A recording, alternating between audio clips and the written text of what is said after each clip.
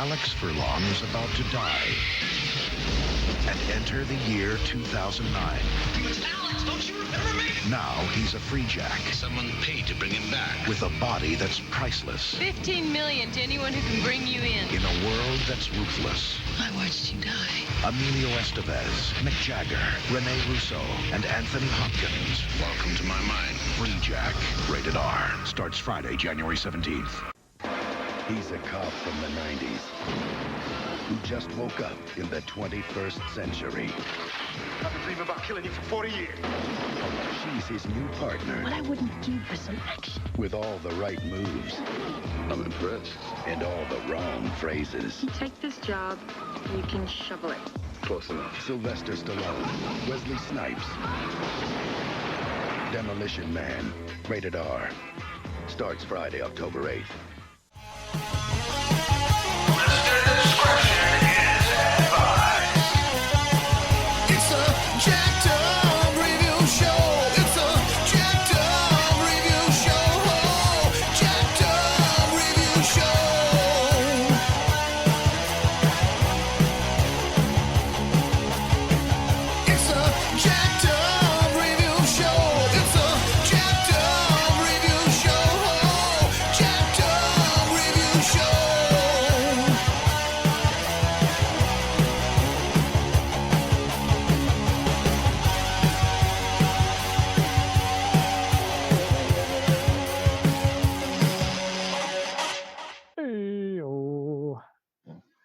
It's an all-star cast. We got all kinds of people here tonight.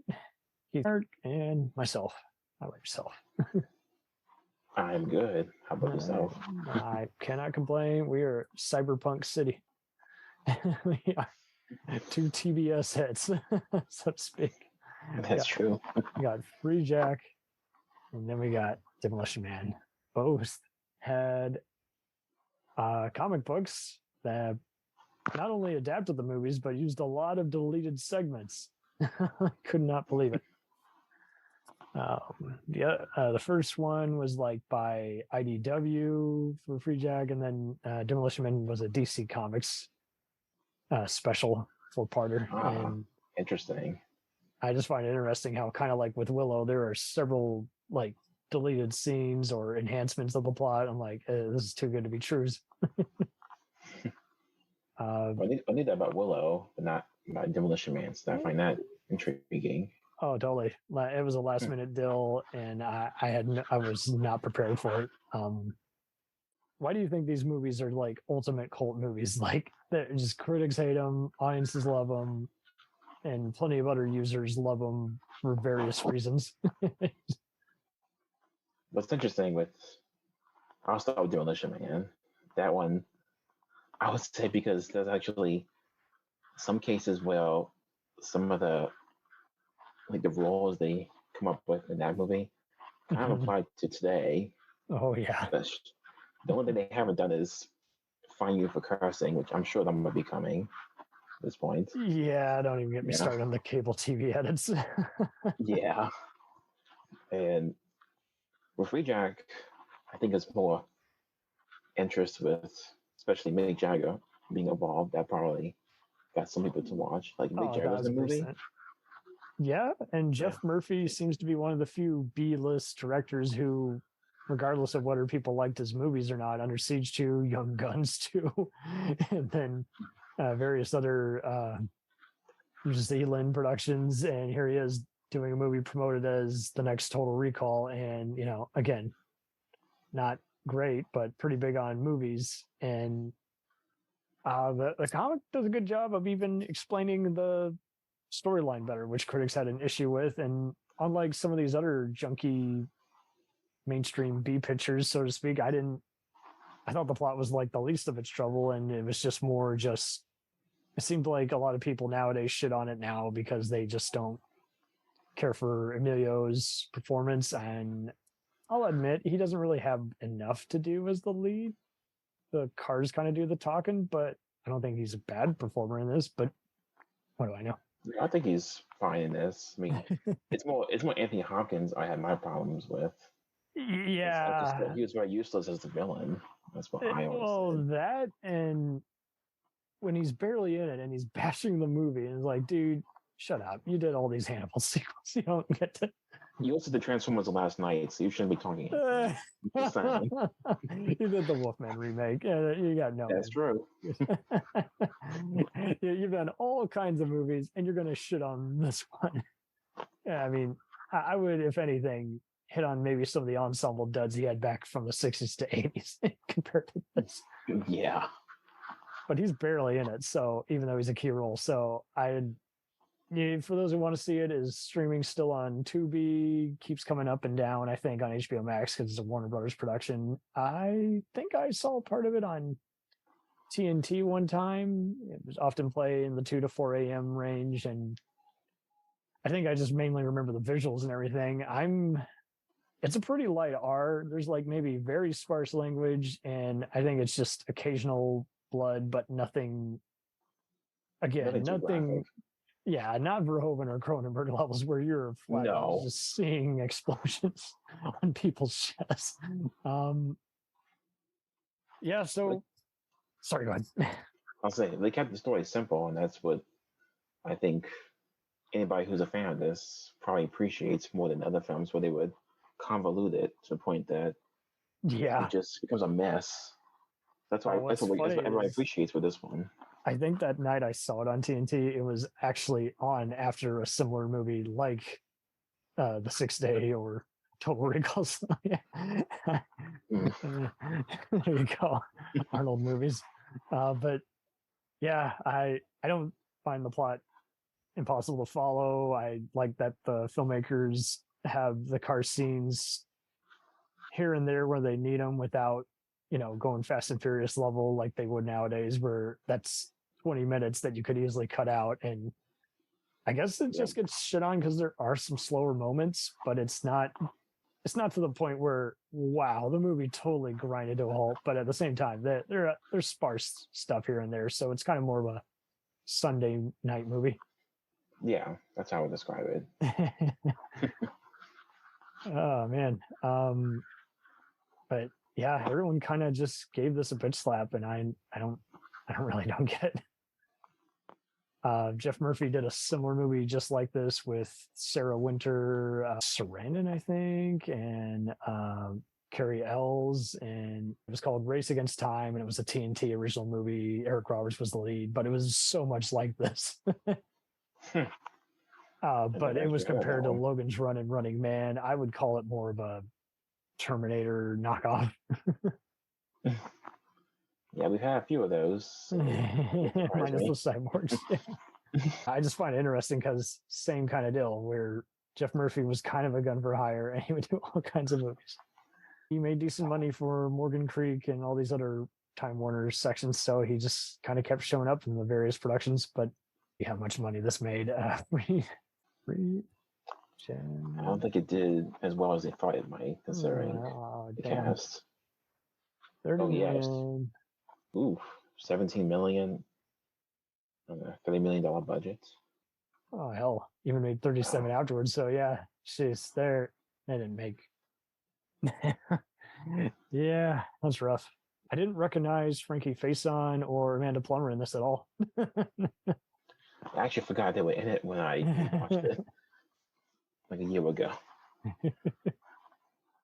Man, that surprised me, and especially Jonathan Banks. I was surprised to see him.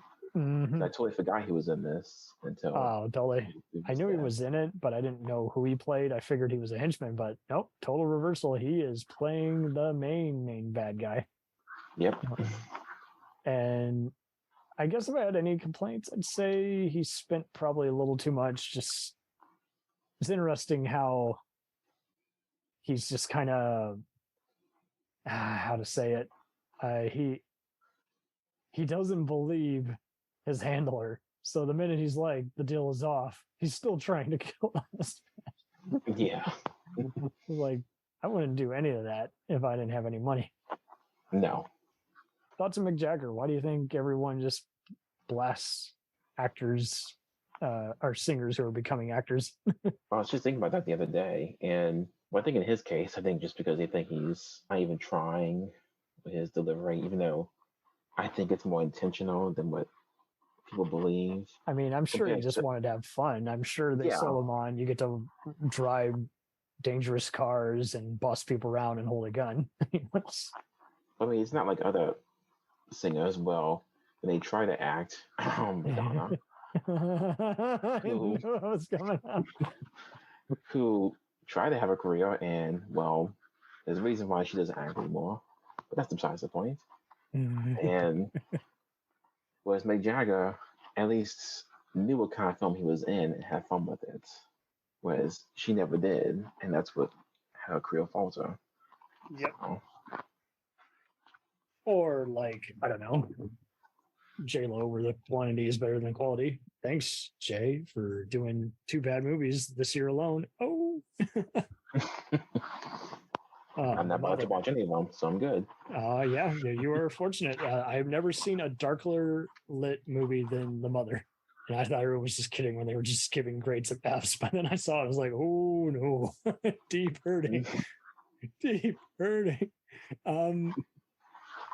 Yeah, I knew Izai Morales was in this, but much like his coincidentally even his Tales from the Crypt episode, I forgot who he was playing, and this is I'm very impressed by it. You know, before he became Mr. Procedural guy or dramatic actor guy, here he is in this big part role, and once again, he's just being both a smart ass and showing that he kind of fears for his safety at times without, you know, failing the man up.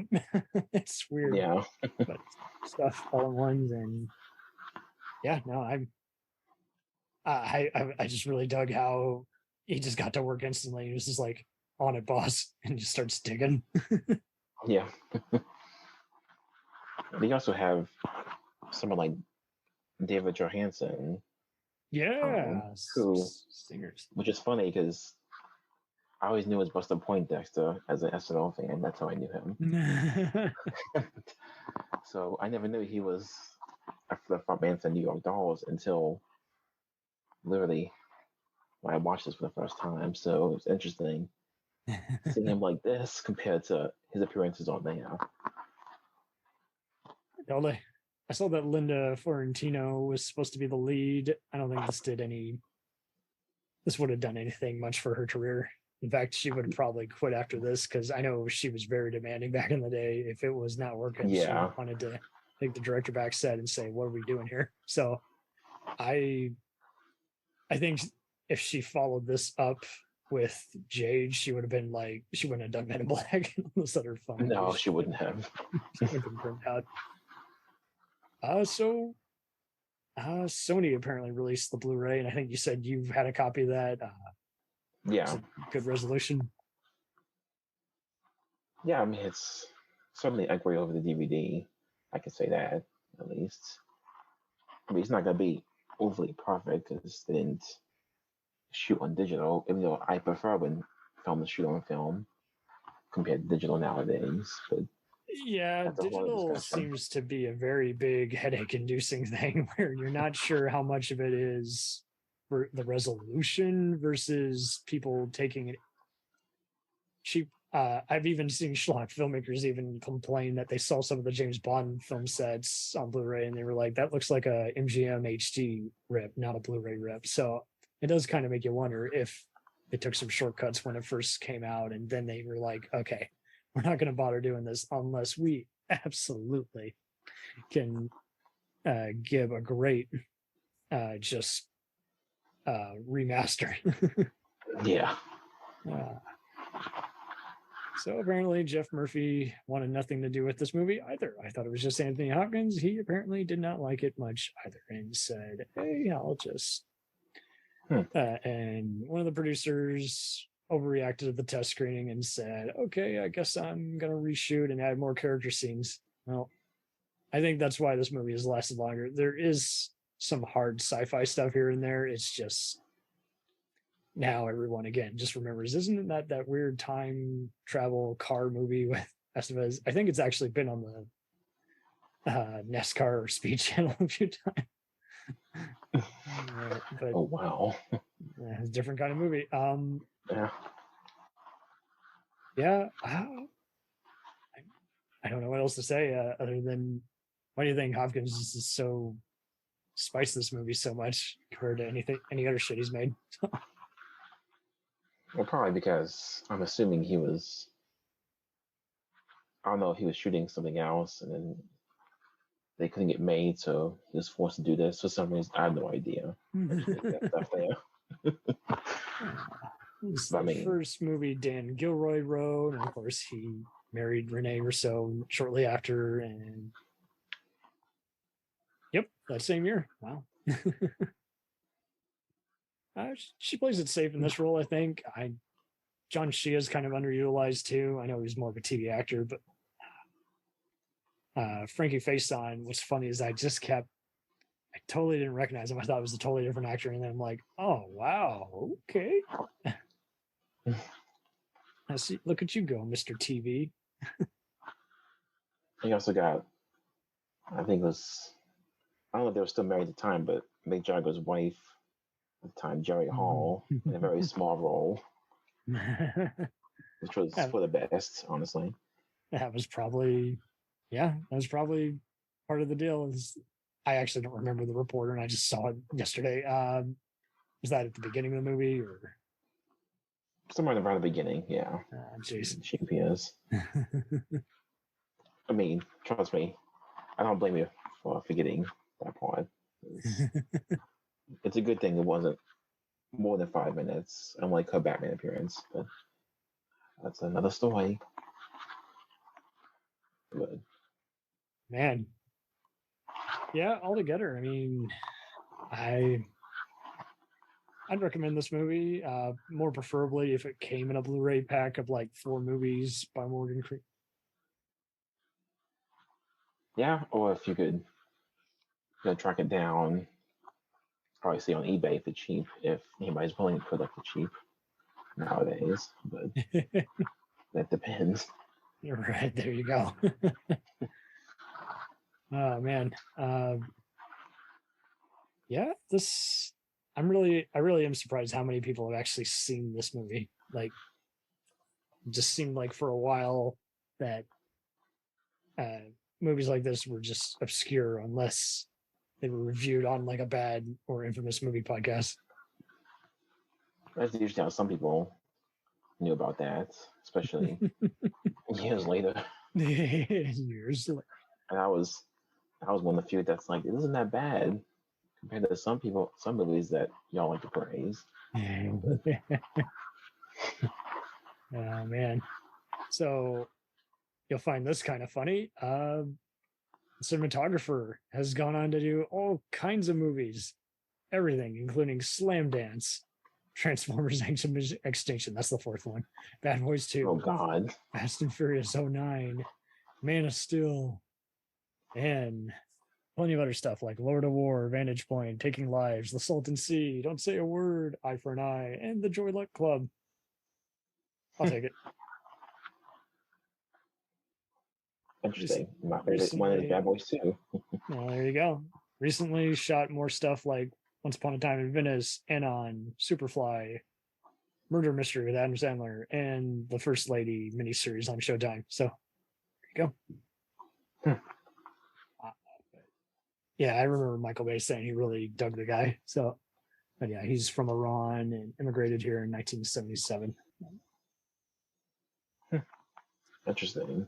I would just say compliment the set design on this movie, because I gotta give that some kudos, because every other movie it seemed at that time just would cut out everything because of the character development. So this is a total rarity where they were actually concerned, oh no, this is not gonna make sense. Audiences aren't reacting to it.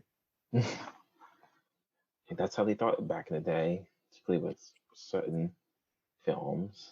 I think they learned their lesson, but not really. Oh, no. I guess. So Robert Schlinkley was the original author of this, from which this is derived from. It is based on a novel from 1959 and it was featured under a different name called Time Killer in the Galaxy Science Fiction magazine and got a Hugo Award nom. But yeah, it was called Immortality Inc. So actually not realize it was based off Me neither. a novel. Until 5 minutes ago. That's news to me. Oh man. But it's apparently also been adapted in a BBC anthology sci-fi show called Out of the Unknown and was made into a audio tape as well. But yeah, the best known adaptation is FREEJACK. And it pretty much this sounds like the guy is going body to body just nonstop and living in each world, and they just were like, no, let's focus on the cars and then introduce the time travel. Yeah, Robert for the best. I guess. Robert Sachet and Stephen Pressfield.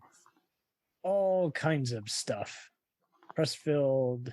Oh, no, sorry, my bad. So he was the author, and you probably know him for a book that also got adapted into an arguably far worse book. You might know it as The Legend of Bagger Vance. Oh. Yes. A movie no one talks about. And I'm always surprised because that's one of many movies I see people who are extremely hard on surprisingly don't mind. And I'm like, no. If you're going to be hard on all these other movies, you're going to be hard on this.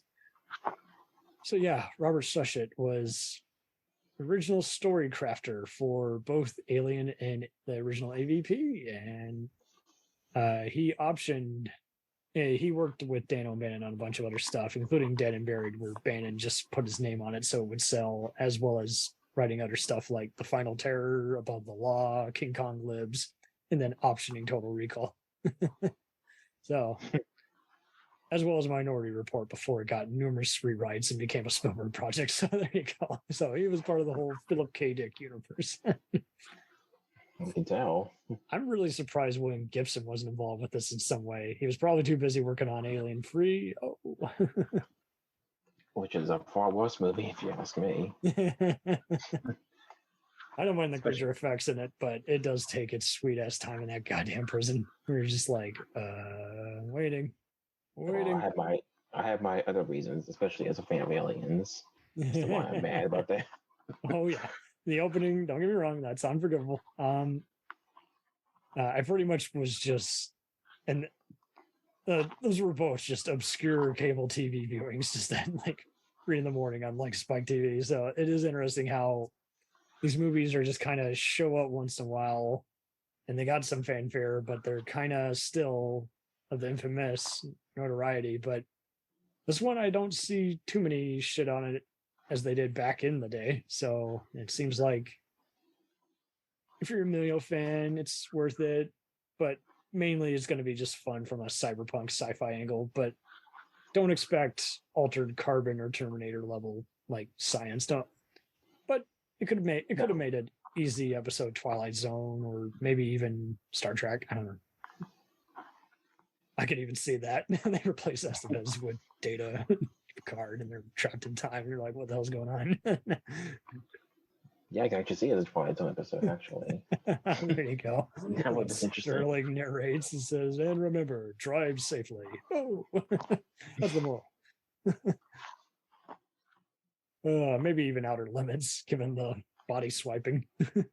Yeah, probably more fitting with that one. Especially the 90s, they would have been all over that. Make it violent as you can. Showtime asked for it, we'll give it to them. I'm the comic's worth a read. It is impossible to find online. So I just got my copy off eBay at a discounted price, and it was a fun read. I think it's a fun read also because like you do not have to watch this movie at all to understand it. But I mean, it's literally like the first act of the movie and more emphasis on like the body swapping and everything, and then kind of again just more of the explanation of Hopkins' scientist character. But and much like the other movie we'll get to in just a bit, I'm really surprised at the lack of cursing. Because usually it seems like anything based on its rating, they would just go for it and people were okay with it because, hey, you had to actually open up a page to know if it was offensive or not. Yeah. But yeah, I didn't see much language. Altogether, pretty fun. I have to read it one day. Yeah, just make sure you did what I did and make an offer. Don't pay more than 20. But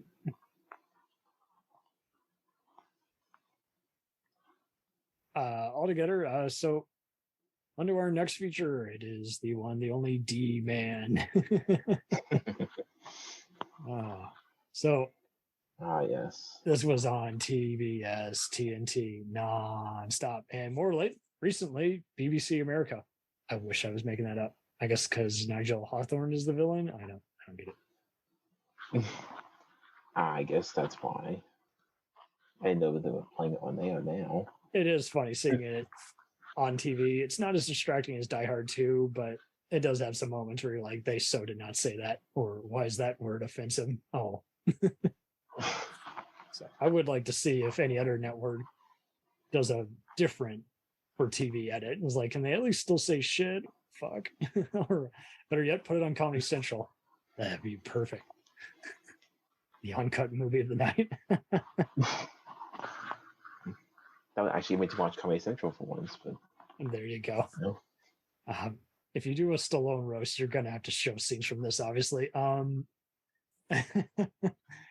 Altogether, I mean, I love Sandra Bullock in this movie. Oh yeah, that's I love Bob Gunton even more on this before he's playing presidential age and rich businessmen tycoons. You know, this is literally 2 years, actually a year before Shawshank Redemption as the evil Warren. And you're like, it's just so wild because I see so much of this like despicable villain using a criminal to make a pretentious point on their war on crime tactic for their congressmen constituents. And it's like, see, shit like this is still happening. This dude is practically Ron DeSantis, instead of exploiting, you know, illegal immigrants. Now, you know, he's just taking criminals from the past and defreezing them. Disappointedly to say, the comic is fun. You can read that online on any free comic book site. It's a 4-parter, and I'll get into it. I think everyone has just about covered this fucking movie. It's just so much. Just long story short, Joel Silver wanted another T2 Die Hard type blockbuster, even taking scenes from it. So after literally breaking the director's spirit, he never did a movie ever again. Like maybe 2 music videos, and that was it. I do think it's sad because he did show he had talent here. Yeah, there's a hysterical article where Stuart Baird, yes, future, you know, James Bond editor, you know, he was still working for Joel Silver at this time, and he'd fix anything that needed it. And he just recalls Joel's very enthusiastic and yells quite a lot, but I don't take anything bad from it. I know what he wants. I'm like, oh, that's very blunt. I'm sorry it was a chaotic film set, but more recently, kind of like Predator 2, more people have talked about how there are a shit ton of deleted scenes that have never seen the light of day. Reportedly more that featured Jesse Ventura, and I'm disappointed to say the comic book has none of the, because sometimes an original draft is adapted into a comic. There was nothing, no more extended scenes of the sewer or anything, just more focus on playing out Wesley Snipes and Stallone's characters. And once again, surprisingly, very little language. Some over the top violence, but nothing RoboCop level. So, would you want to live in something crazy future like this besides not at all? I was gonna say, hell no. But this is, you know, what's also funny about this one? It's predicting cancel culture. Well, that's one. 2. This is one of the few films that made me tolerate Rob Schneider. It's his only good movie. Oh man. Hot take. Do you consider this and Stallone's Demolition Man to be in the same universe? Which one? Demolition Man. Stallone did his version of Judge Dredd. Oh, running gag with Ugh. fans are it's more of a Demolition Man Part 2 than it is a Judge Dredd adaptation. that's true. No. I mean, this has satire for one, and it is Yeah. legit satire. Don't get me wrong. Some jokes don't land, and you are going to say, yeah, that's an SNL or Monty Python bit that didn't, or Last Action Hero skit that wasn't 100%. But I think this made money. Let's check. But just that I believe. it had a video game, I know. Let's see. Okay. What was the budget for it? It's claiming 45 to 77. That's Since what it I'm ends with saying. 77, I'm going to just say that's the final budget. And it grossed plenty, 159.1 million. Yeah, that's a hit. Yeah, I could say that. And It this also was what- features. I would mention. I know it's kind of close to almost my favorite Wesley Snipes performance as Simon Phoenix. Yeah, you really can't spell it without it. Like, it is just fabulous. It's just he's just the perfect choice for that villain. I can't see anybody else playing him, honestly. Oh, he's on fire. And my uncle, who was a big fan of all these kinds of cult movies growing up, he would anytime it was on TV or we just mentioned the movie, he would reference the scene where Wesley hits him Stallone hits Wesley with the TV set by the telephone cord and says, "You're on TV." Yeah. And I instantly got what he was talking about. It was just one of those, you got to be a huge movie buff. Like, my parents' favorite movie is The In-Laws. So I would always just, years before I even saw it, quote the movie Buck and Nibble. The original, not the remake that no one talks about. Yeah. So yeah, Peter Linkov is the main writer on this, and you've probably seen all kinds of stuff from him. He rewrote Ballistic X versus Sever.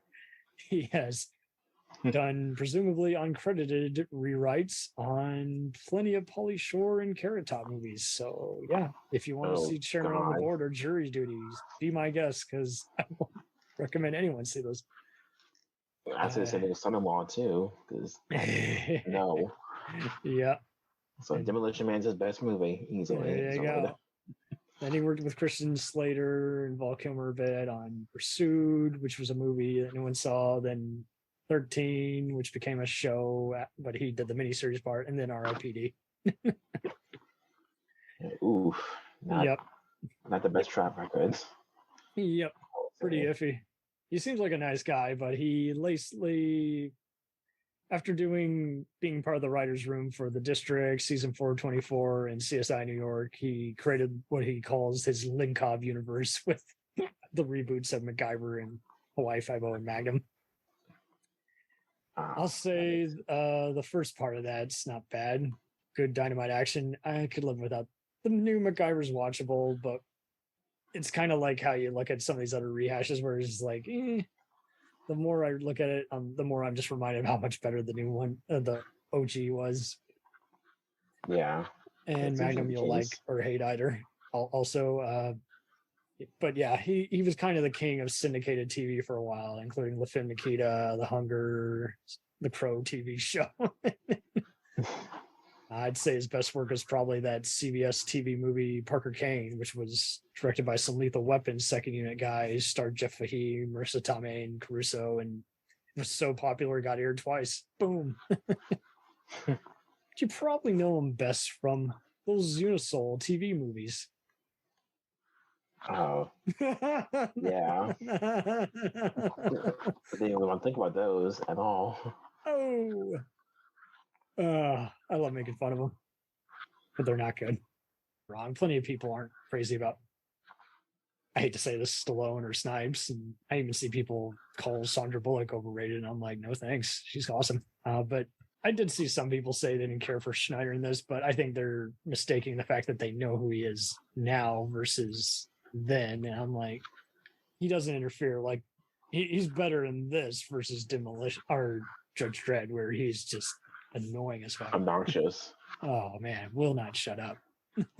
But is he one? He's seem like only in fools. like 3 scenes. Yeah. So It's like at least it's 3 scenes, folks. Pretty hard it's to not ruin the a majority movie of the on film. 3 scenes. Yeah. Oh And man. it's also interesting seeing like Benjamin Bratt show up here. And Yeah, he has the best shit-eating grin the whole time. Yes. Yes. Yes. which is funny because then him and Sandra would reunite Miss Congeniality. Yeah. And see, I saw this after Miss Congeniality, so yeah, Same here. Good call. So this would have been a year before Clear and Present Danger and a few years before Law and Order. So yeah, it's interesting seeing how this was kind of because I heard John Leguizamo about 2 years ago on a Conan O'Brien podcast interview talk about how he would go during the late 80s, early 90s. He would just go set to set, audition to audition, and he'd keep running into both Benicio del Toro and Benjamin Bratt, and they would just joke with each other. What do you audition for? The stupid friend, or the gangbanger role, or some other bullshit villain role. So he must just have a very decent agent, because I'd say he's doing a pretty good job. If he's had a lot of recurring TV roles, he's just now doing villain roles, and no one remembers something that he couldn't save, like Red Planet or Catwoman. Nope. It's also, and not until my brother mentioned this to me recently, but you also have like a young Jack Black show up. Yeah. You didn't spot them. I had to go back and look and see. Yeah, unlike Waterworld, you do not get more of them, but yeah, he is one of Dennis Leary's henchmen, which I guess brings us to Dennis Leary. Is this one of his better straight-face roles? Yeah, I mean, I still would say his best role is Judgment Night. Yeah, there you go. Same night, same year. Oh man, this is a fun role for him. I wish he was in it more, but everything else he kind of plays a version of Dennis Leary, or essentially does his stand-up act because no one was giving him much to do, or just kind of. But I've always, much like I've admired certain music artists.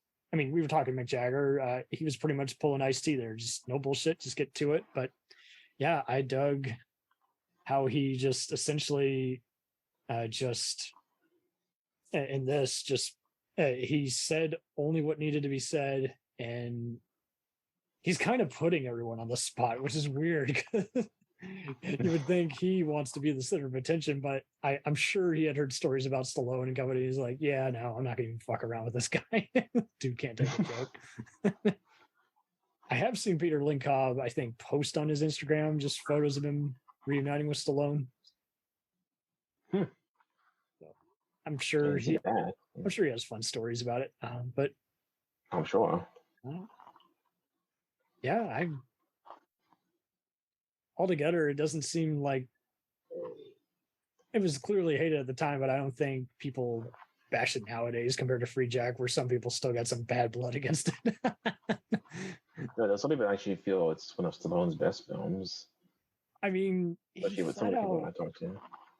Well, he flat out is like referencing everything, like his beret he would use in Expendables, and then yep. I mean, come on, he was already a beret, so to speak, in Rambo. So I mean,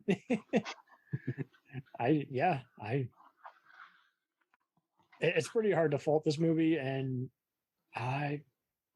considering all the problems behind the scenes, I really wish more stuff could come behind the scenes. I wouldn't even be surprised if Stallone cut out most of Ventura's stuff, saying he's not an actor. So, but yeah, no, if there's an extended Shout Factory Blu-ray, I'll purchase it, no problem. I think it's humor. Oh yeah, I don't care if it's $150. I will do it. Call me a mad, but yeah, it's my mother has even joked about how you could literally do a chick flick action session, double feature with Boat Speed and Demolition Man. That would be agreeable. And then have Miss Congeniality as desserts. I'm like, perfect. I'll take it. Thunderbolt kicking ass.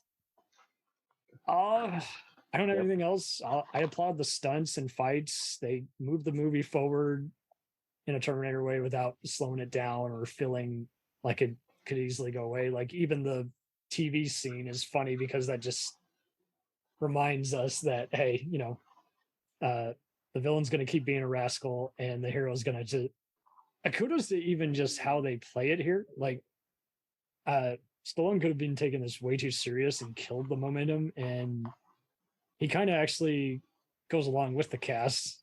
And I mean, all their lines are really awesome. I don't feel like they ever, at this point, he was definitely hurting. And so I think he just at that point was just like, hey, I just want to work with some fun people. Do something that isn't me. And it worked. It worked. It's not like Vin Diesel. Well, oh yeah. He takes everything seriously. And then he only does it so he can do Riddick, and then still at the same time has to be a prima donna about it. I'm like, dude, you don't even want to do these movies. Life is too short to be an asshole and everything. And now The Rock's coming back to it because he's made too many gambles that didn't pay off. So it's just like, well, what the hell? So now that might be the only franchise where the money payday is so blatant and yet somehow no one cares. I don't understand. Oh man. I'll never get that either, but that's whatever. No, like I said, this is one of the ones that I've always felt it was underappreciated at the time. I mean, now it's more beloved now most people, but it still holds up to this day compared to some that don't quite hold up as well as you think they do. Yeah. Did they even give a year for this? Let's see. For Demolition Man is in the year 2032. Oh wow. One Wikipedia article claims this is adapted from Brave New World. What the fuck are they talking about? No, not even remotely close.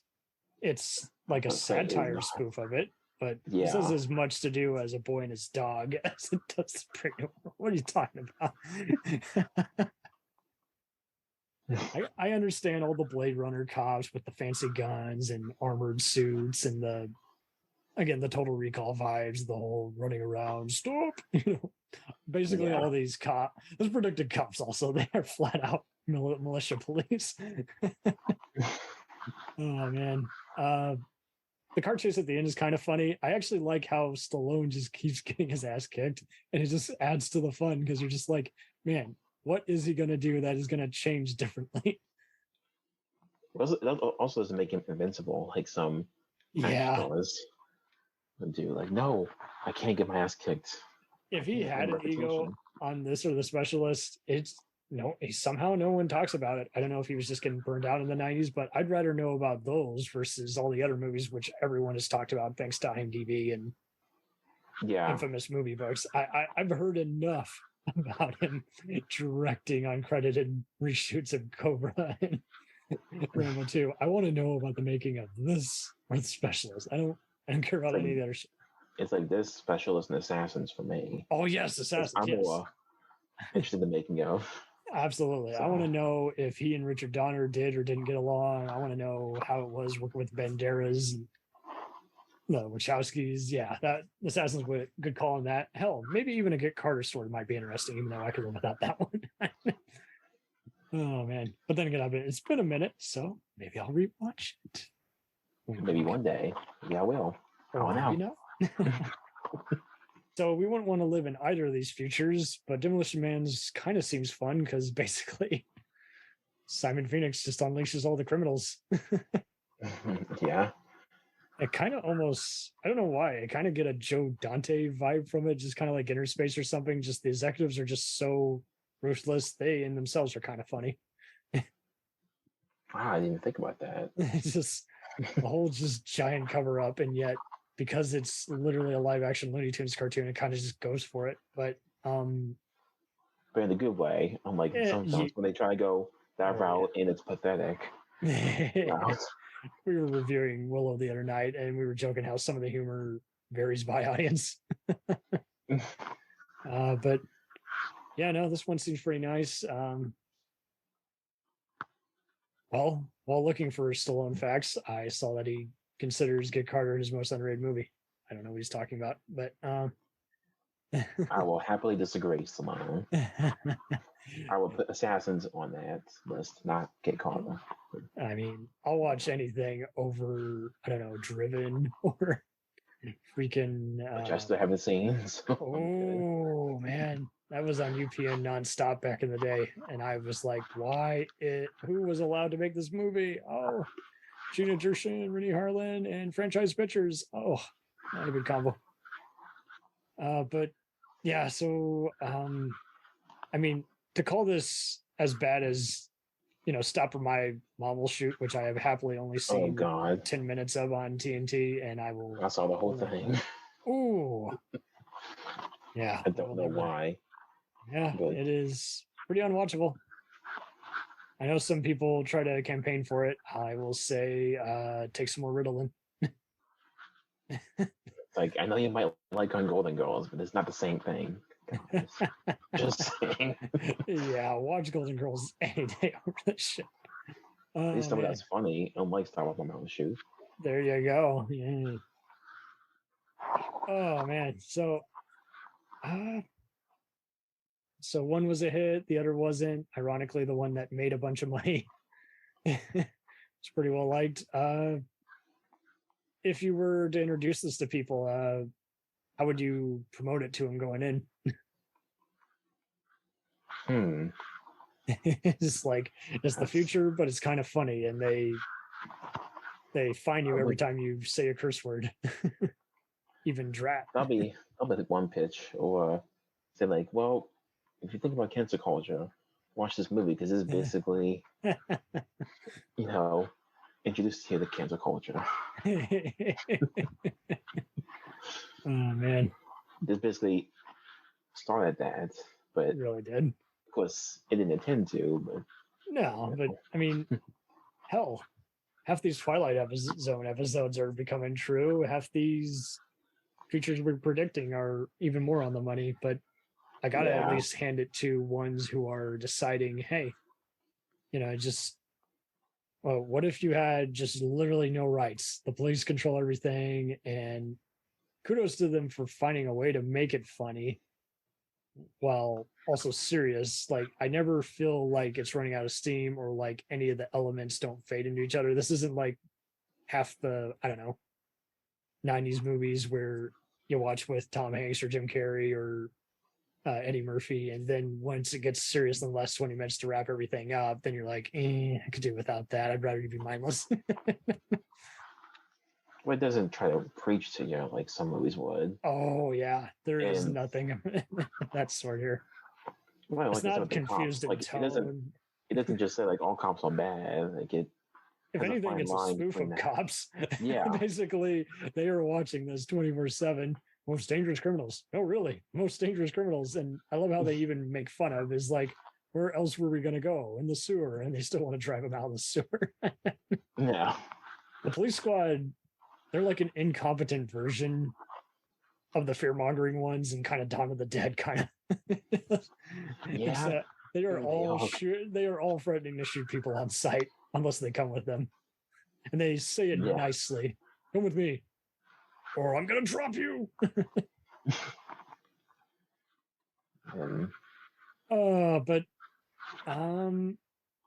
even though it kind of gets a little silly, like, let's be honest, that someone gets frozen near the end and it's a total T2 knockoff, but I don't mind that. It doesn't. I love that. Honestly. Yeah, no, it's fun, but compared to other movies where they would try and, ape T2 or even Back to the Future, like this one just kind of, it's just very fucking funny now when I watch it, because it's not that it's fake or anything. It's just such an over the top death. Like, good Lord. That's what you love. That's what you love with the villain deaths. That's what they used to have. Oh, absolutely. Nowadays, you rarely see that now. How do you think we're doing all the villain specials on the show? Yeah, so I guess now I say nowadays it's more about, oh no, we gotta sympathize with the villains. You gotta make them good guys. I'm like, for God's sake, no, don't do that. Yeah, you don't get villains for a reason. Yeah, they did that with Guardians Free, and I'm like, okay, I'm sorry for your RoboCop contraption. Why did you become Dr. Morale with your Animal Farm? But it's a like it or hate it. But I'm just, it seems like post Dark Knight, everybody wants the tragic villain angle, but it's just like, unless you're going to be so deep or pick a perfect actor and really outline this with the villain, I really don't want to know. Like, I'd be perfectly fine with a tragic version of Hans Gruber or even Hannibal Lecter, but don't do what they do on The Blacklist, where he just blew up like 20 FBI agents and then they're trying to make us like him. I'm like, what?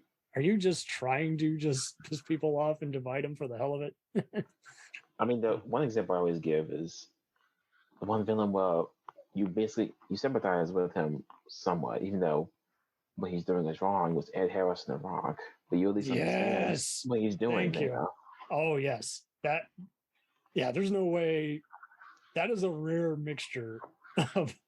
I mean, that movie got the Criterion Collection rating, so yeah, But yes, that is the perfect tragic villain who you can understand why he's angry, or at least do a Dog Day Afternoon scenario where, okay, he legit does not want to kill anyone. He's just using the gun as an empty threat, Yeah. There could be 0 bullets in it for all we fucking know until like Act 3. But yeah, I would be more interested in like a movie that starts out with a hitman and he's losing his shit and he's just crying. He's like, I don't want to do this. See, I'm all intrigued already because now I know, okay, this is not a macho movie. This is not even a typical assassin film. This is a guy with some problems. Yeah. An average episode of Ray Donovan often starts with him saying, "You're staying alone in this hotel. I better not see a dead hooker when I come back." An average episode of Power is, I wonder who's going to do something more fucked up, the crooked district federal attorney or the nightclub owner or the guy who wants to kill the nightclub owner. So yeah, if you want to make it cartoonish or even deliberately trashy, just go for it. But don't just be confused in your ethics, or you're like, wait a second, I thought you didn't want us to like the villain. Now you're making us kind of like him. Yeah, it's just the one problem with how they write nowadays. Some villains, it just bugs me all the time.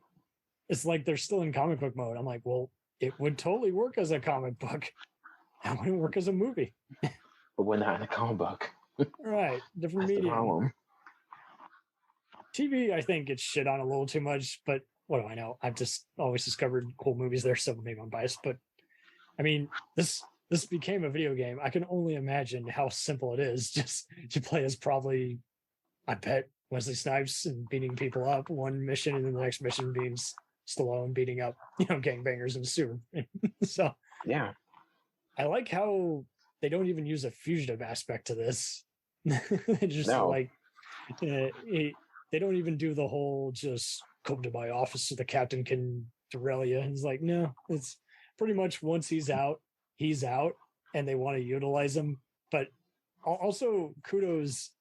That's probably as deep as it gets. I think that's most of Linkom's connections, because anything he's worked on, he often will have some sci-fi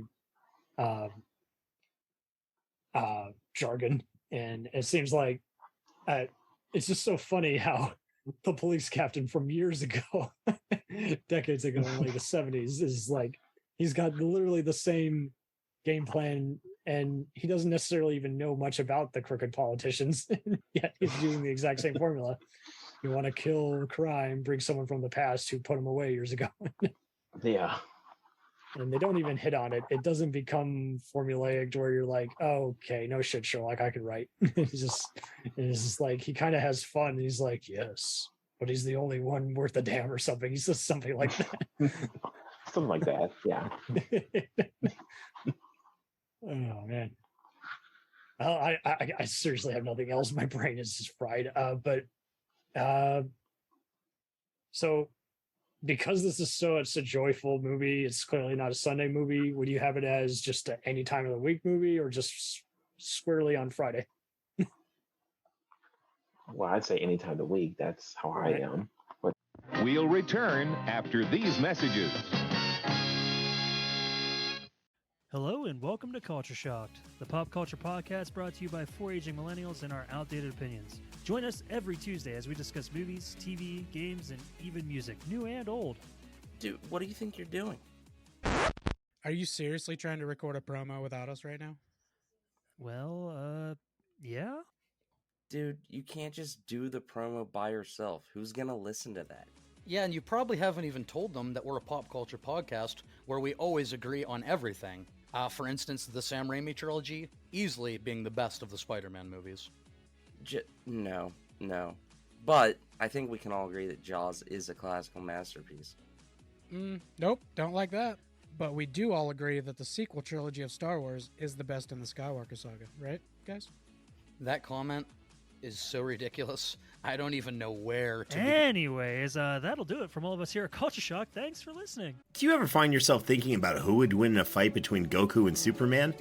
Hi, I'm James Gavsey, and on the Who Would Win show, me and my co-host Ray ignore anything important happening in the outside world and debate fictional battles between characters from comics, movies, and video games. We got a new show every week, and almost always am I the winner. Yeah, not true, Ray. In the past, we've discussed such matches as Captain America versus Darth Vader, Solid Snake versus the Iron Giant, classic matchups like RoboCop versus Terminator, and even the Muppets versus Sesame Street. That one was crazy. So if you're a fan of geek culture and love a spirited debate, check out the Who Would Win show wherever you get your podcasts, or check us out at whowouldwinshow.com.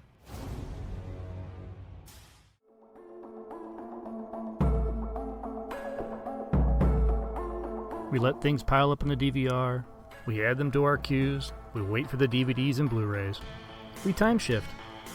The Time Shifters podcast. Sci-fi, horror, fantasy, superheroes, comedy, action, film, television, maybe some not-so-current events. Find us on iTunes or at timeshifterspodcast.com. Cool thing about Blind Knowledge is we are in multiple countries. We are worldwide all across the globe. We are in the US, we are in the UK, we are in Canada, Germany, India, Japan. We're in Australia, y'all. BlindKnowledge.com. Now back to the feature presentation. Another side table chat with the one, the only sci-fi fanatic, Keith M. Cedar, in the Cyberpunk futures, a different kind. All right. Have it your way at Burger King. You rule. I am sounding like the get off my lawn, you kids guy now. It's okay. It only it's happens not. that No, it's fine. not. Why is it not okay? Because that would mean I'm getting old and out of touch, and I don't want to be that guy ever. Well, welcome ever. to my club, dude. We're all gonna get old. Until I don't know, Dr. Soong creates a time travel platform that gives us immortality. I don't know. Anyway, Dr. Soong doesn't build time travel. He builds androids. He does in and everybody in the family looks like each other, generations apart. Yeah, because plot-induced stupidity. It's easy to cast the same actor and play the same different people. I don't know. Anyway, so speaking of burgers and ads and bizarre viral campaigns and all this macho shit, when we're talking FREEJACK and Demolition Man, there's a lot of burger ads in both these movies, let alone corporate shit. Do you see a cow anywhere? Nope. Ask her what that burger's made of. Es rata? It's a rat. What's the best rat burger I've ever had? And, the funny thing is out here on the East Coast, we've got White Castle. We've always called them rat burgers. Really? Clip the nails, tuck in the tails. It just doesn't look like any meat. I don't know, but they're pretty darn good. But there is a reason why they call them sliders. Oh, I do love it. That's all I'm saying, and I'll let your imagination run away with that one. I got it. So when did you see either of these cyberpunk cult movies? And it's funny, I don't consider either of these movies to be cyberpunk. You say cyberpunk, I'm thinking Hackers with Matthew Lillard and a very young Angelina Jolie. But yeah, that's my idea of a cyberpunk movie. With okay. It's actually got a cyborg in it. But no, that's an understatement. Cyberpunk refers to anything, whether it's just like that's rubbish. I'm just saying I don't think of them as that. I actually saw both of these movies first run in the theaters in 91 and 93, respectively. Yeah. So, 91, I saw FREEJACK on a date, and I love the movie. And you would think, for as star-studded the cast was with A-list actors, not just Emilio Estevez and Rene Russo, but Anthony Hopkins, that this movie would not have been as critically panned as it was. I mean, listen, I think the visual effects could have been tighter. There's this one scene towards the end where they're going up an escalator in the McCandless building, and you could tell how badly green screen. I almost said CGI. This is far too early for CGI. You could tell how badly green screened that scene was because there's a lot of visual gaffes in it. But if you look past that, overall, I think the movie was really good, and it really got something right about the future. I think it was off by a few years, but not too terribly much, because when Emilio Estevez, character of Alex Furlong, gets into the future, and in one of those scenes that was a little more sedate and kind of, hey, what's going on around here? He's talking to his girlfriend Julie's friend, and he said, "What happened right here? What's going on with everybody?" He goes, "Things are really different now. You know, there's nobody in the middle anymore." He goes, "There's people at the top, there's people at the bottom, and there's nobody in the middle." Yeah, okay. I was wondering where you were going with that. I feel like we're getting there now. I feel like we're not too far off from that, or at least we're headed there, unless we do a 180 real soon. Well, and if anything, car corporations are definitely getting more powerful. Yeah, right. I would not be surprised if someone tries some crazy claustrophobic event where they try to do a body swap or some time travel and it all goes to shit. But not a brain transplant, a mind transplant. Your mind will be utterly obliviated. Yeah. And that's funny too, because Amanda Plummer just got some amazing press for her role in Star Trek Picard season 3. Before that, one of the roles she was very, very well known in was Honey Bunny in Pulp Fiction. But Amanda Plummer plays the nun in FREEJACK, who is the first person, short of the Bonejackers who were trying to capture him. She was the first person that Alex Furlong came into contact with in the future of 2009. And for our listeners who may not have seen it recently, we should mention that he was pulled from an imminent death in 1991 into the future of 2009. In fact, Cam, what do you think? Do you think we should tell everybody a brief synopsis of the movie FREEJACK for those who may not have yet seen it? I already did with the others. Oh, the magic of editing. Don't worry about it. I'll make it work. See, this is what happens when you have a guest on the show who's used to being the EP and editor of a show. And I'm just like, wait, should we tell this? Should we get this in there?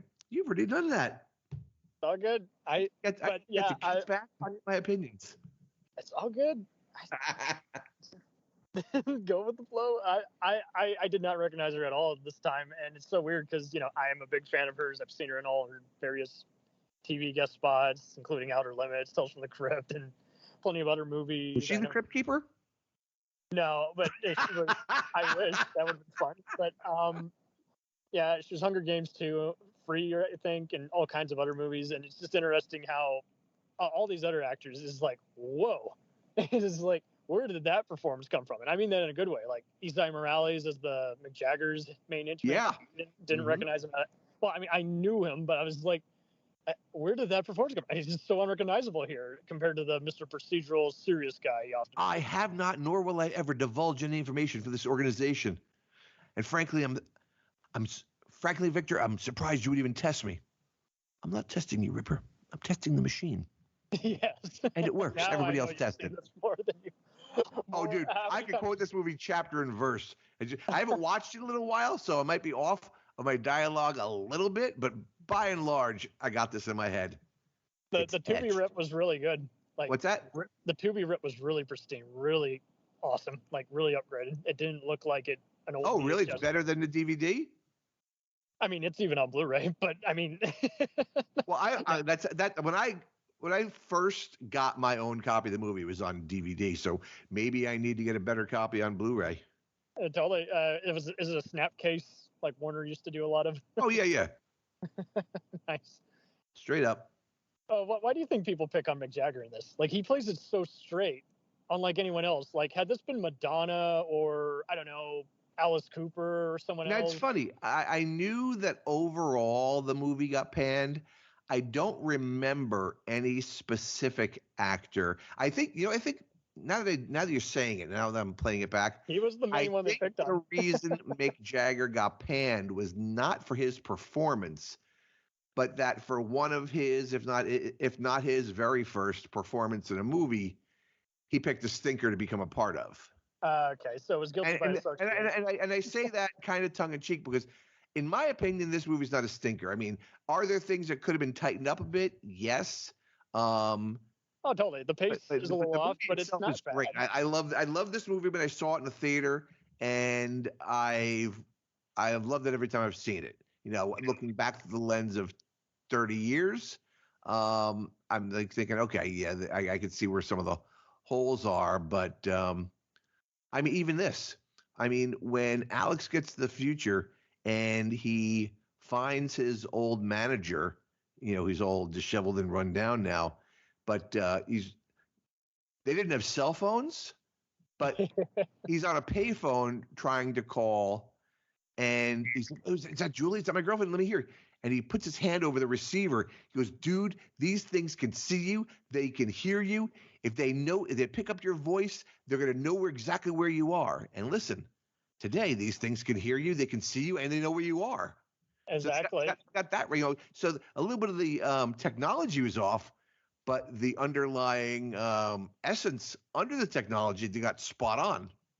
Oh, totally. Because I've seen so many other 90s movies and shows that would try too hard to incorporate, you know, like, this is what Coca-Cola looks like. This is what a boombox looks like now. And it's like, none of this shit's going to be anywhere near exact if it's 2063 or whatever. Well, do you remember a movie with Michael Paré? It was the guy who did Eddie and the Cruisers. Yeah, I know. He did a movie called The Philadelphia Experiment. Mm-hmm. Yep. I remember when the two guys from the Navy who jumped ship in the middle of the experiment got into the future, and they were in a diner, and he goes, that woman has a phone in her dress.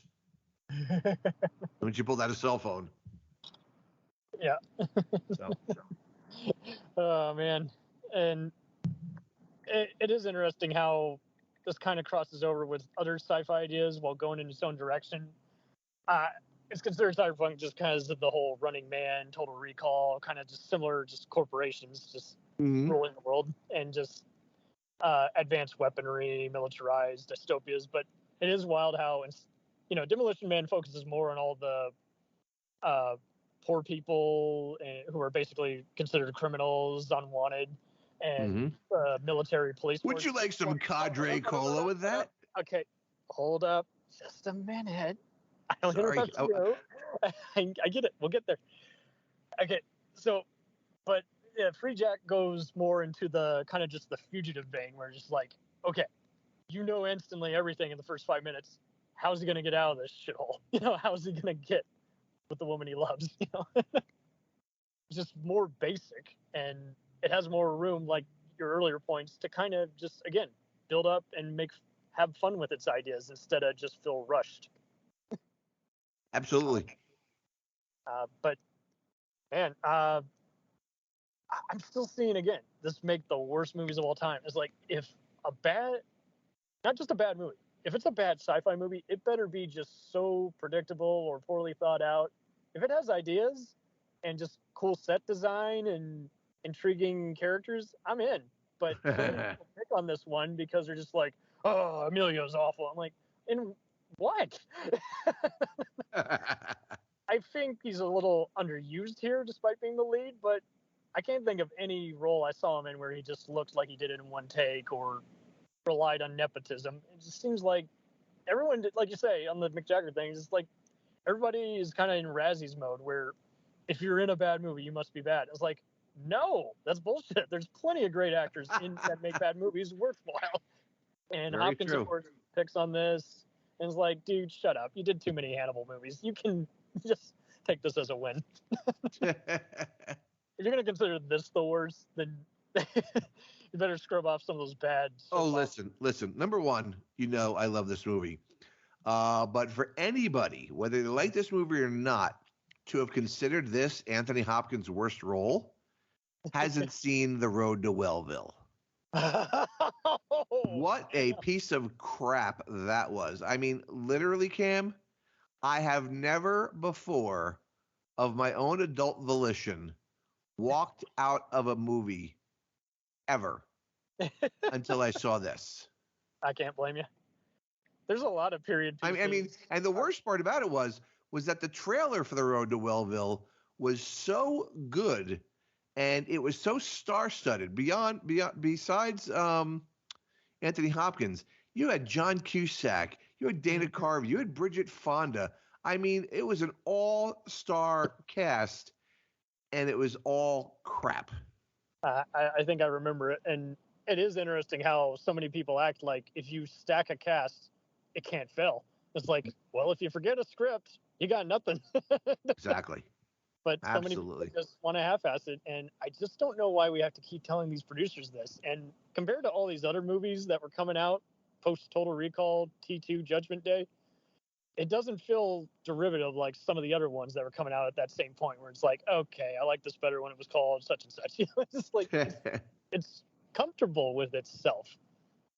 Like, it's instead of, oh, look at that Mad Max Easter egg, look at that other, It was like, why, how, where? What do you like about FREEJACK, Kim? Probably just, it's a relatable love story instead of a soap opera. It's not, I gotta get the girl. It's nothing macho or stupid. It's just kind characters surviving in a hostile environment. Like, that's everything. You know what? You put your finger right on it. I agree with your assessment. That's pretty much how I feel about it too. Because every movie depresses us nowadays, and it's like, okay, stop ripping off The Dark Knight. Right. I was good the first time. You don't have to do it 200 more times, and just What would you say if I told you that there was a proposed sequel that never got made? I was looking forward to this. Was it going to be more than just made for TV or made into a show? No, regular full-on movie. The title was FREEJACK 2 Twice Jacked. Would you like the premise? As long as it's not a porn premise, I'm down for it. No, legitimate movie. Okay, perfect. a lot of the same supporting characters and actors, but different protagonists. So basically, it starts off in our present again, and there is a car just zipping happily down a bright sunny highway, and then up ahead on the highway is a young mother and a baby in a car seat, and it's kind of driving very casually, and there is a tractor trailer with a big load of sewer pipes, big metal sewer pipes on the back of it. And one of the buckles on the straps breaks loose. So now it's just kind of swaying a little bit. But now, because it's not fully tied down, the swaying is putting extra pressure on the second buckle. And then that's going along. And the young mother in her car is completely oblivious to this, and she's just kind of in the right side blind spot of this vehicle. There you go. And then our protagonist, our hero, if you will, sees what's going on, and he, in his sports car, comes zipping up the side in an attempt, because now the sewer pipes are swaying back and forth, and it's only a matter of moments before the third and final buckle breaks and the entire load comes and crushes this car with this young mother in it. So now I know where Final Destination 2 ripped off this unmade movie. All these logs falling over into cars and crushing them. But so was it shortly after the movie came out, or before? VHS? Before. Okay, so it was scrapped once the movie underperformed. But yes. So now The guy in the sports car is trying to get the woman's attention. He's beeping. She's oblivious, doesn't hear it. She's like singing little baby songs to the baby. And the third or fourth, I forget which was, buckle goes. The entire load of sewer pipes unloads onto both the mother's car with the baby and our heroes all at the same time. And it's right when they're going over an overpass, and both cars go over and are crushed and covered by the sewer pipes. Now, the next thing you know is they're kind of the emergency first responders are digging through the rubble, and they see that the car is completely crushed. But then one of the first responders, one of the younger guys, the junior guys, says to his captain, oh, this car's completely crushed. This guy's going to be dead. And then there's nobody here. He goes, what do you mean there's nobody here? That's what I'm telling you. There's nobody. There's no way anybody could have gotten out. There's no body. There's nothing. He's gone. He's completely vanished. Jump to the future. 20 years. Jeez. So basically, we're following a thread here, but it's still different story, different people. Right. Jump to the future, and that the guy gets to the future, and it turns out that he was never actually supposed to have died. But yes. Unlike Alex Furlong, who was going to die in that movie, and so they pulled him out. This guy wasn't supposed to die. This guy was supposed to save the young mother, and because there was a news chopper overhead, they knew exactly when and where it happened.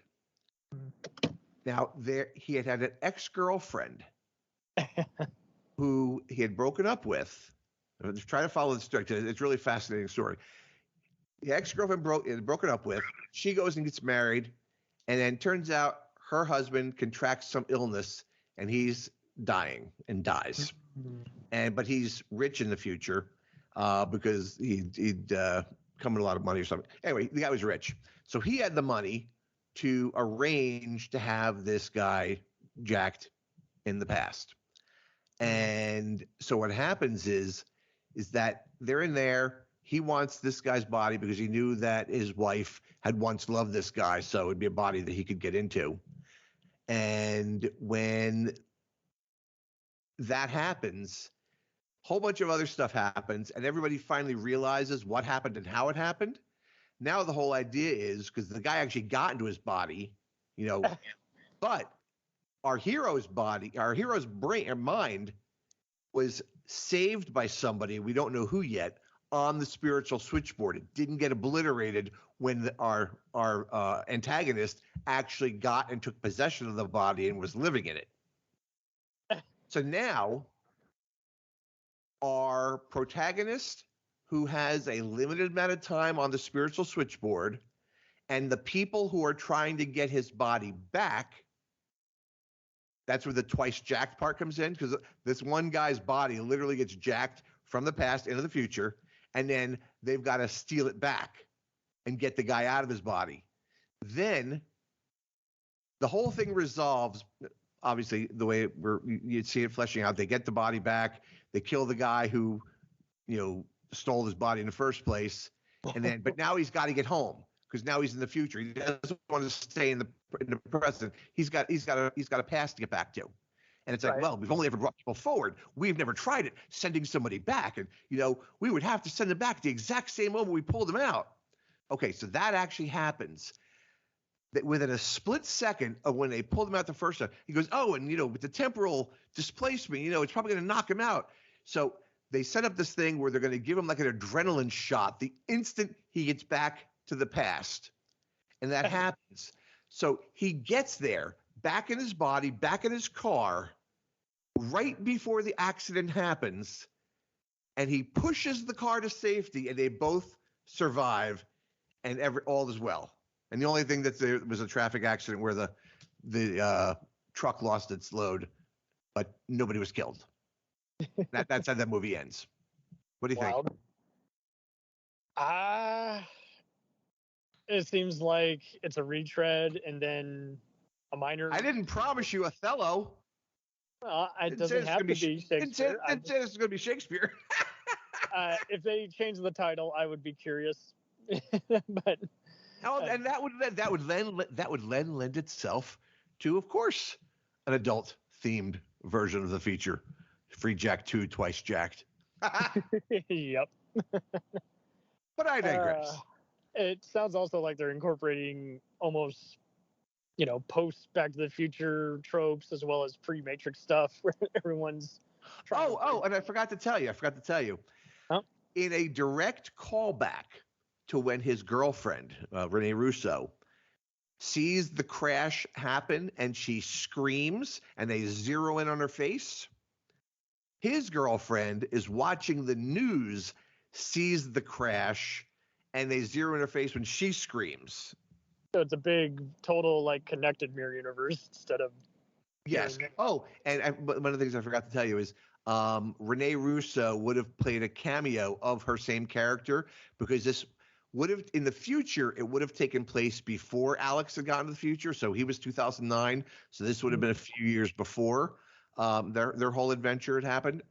Right.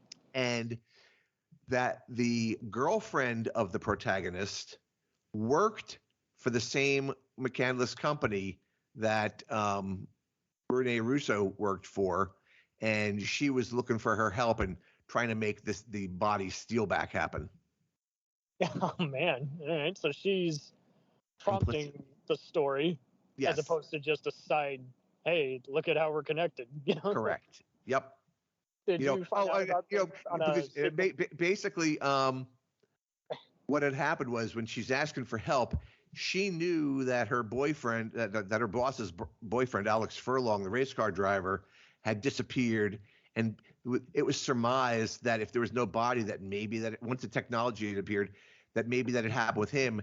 And we look down at her desk and see a picture of Alex in his race car jumpsuit with his leg up in a Captain Morgan pose up on his tire with the caption "Pedal to the Metal." And she glances down, and because she's missing Alex and was never able to do anything about Alex, she feels she can do something to help this woman maybe make things right for her boyfriend. There you go. A simple solution to a complex premise instead of complicating it. I think it could have been a great movie. Oh, and the other thing was, I knew I almost forgot something important. In direct competition with Visendak, Mick Jagger's character, is another bonejacker, a competing bonejacker, but he's inept, dorky, not too dissimilar from the character that he played in Johnny Mnemonic. There you go. Oh my God, I'm blanking on his name. Oh, Henry Rollins. Henry Rollins would have played the competing bonejacker, and he will ultimately wind up getting killed either by Mick Jagger or in competition with Mick Jagger. There you go. And I'm glad you brought up Mnemonic. Mnemonic's a total, very similar movie. And yeah, so you said Cyberpunk. I think Hackers and Johnny Mnemonic. That's my idea of Cyberpunk. Matrix, Terminator, Star Trek episodes, Outer Limits, Babylon 5. If it involves a corporation or people fighting to death, it's typically called William Gibson type material. I mean, Altered Carbon. Well, you're not wrong. Okay, I'll give you that. It's all good. There are, just like any subgenres, there's even subgenres of the subgenres, and that's kind of it. That's true. Yep. Cyberpunk has. So what do you think of the premise of FREEJACK 2 Twice Jacked? Do you think that'd be a movie you would have watched and enjoyed? Maybe as a rental. Maybe as a rental. There you go. It would really depend on how good the characters are. Like, did they have any leads attached, or was it just on? Well, like I said, the only Christian Slater would have played the protagonist, but Renee Russo would have reprised her cameo as Julie Redland. Mick Jagger would have been Visendak, and Henry Rollins would have been the competing bonejacker whose name eludes me. But Christian Slater would have was proposed for the protagonist. That makes sense, because this was a Morgan Creek production, and they were pretty much enlisting anyone who had been in Young Guns and some of those other Warner Brothers productions. Nostalgia, baby. Yeah, I never thought of the Emilio Estevez and Christian Slater connection there. I love them all, man. They're all very, very undervalued performers. Even totally. Raymond Phillips and Kiefer. I always loved his cameo in Star Trek VI, the Undiscovered Country. Hey, it helps when your mom's the casting agent. Right. Overnight success, baby. You get to have probably one of the funniest lines in an otherwise serious mystery movie. Right. Have you, on a side scroll, have you seen the uncut version of Johnny Mnemonic? I have not. Is there something I'm missing? It's a hunt down the German Blu-ray on eBay. It's region free. So much worth it. A totally different movie. Extended scenes. You actually know why the villains are trying to kill Are him. they intercut into the movie? Yes, but it's all remastered. Like, this is the original version meant before Sony fired the director and did their own cut. And like, it's so rescored that of Johnny Mnemonic. Yes, I'm not kidding. It is such a better movie. I'm going on eBay right now to look, or maybe I'll just look on Amazon. Maybe it's on Amazon. No, it's pretty sold out. eBay was my main wrong, but and definitely do the DVD compare site. That's the best helpful option for finding alternate cuts of different editions of movies. But it was so cool because basically they, long story short, it's so rescored, it's so re-edited. You don't get any of the unintended camp, including the "I want room service" scene. Like, it's amazing what changes you can make. And I have tried to convince so many people to watch it, but anyone who didn't like it, they're like, "I'm not giving it another shot. I like the ideas, bad execution." I'm like, "I'm telling you, dude, this is the actual version of the movie meant to be seen."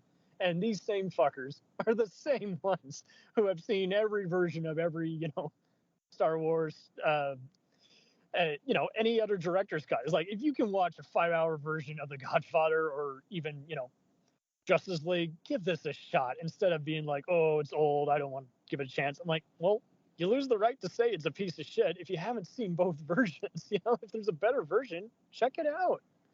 So many movies can be improved with different cuts. Huh.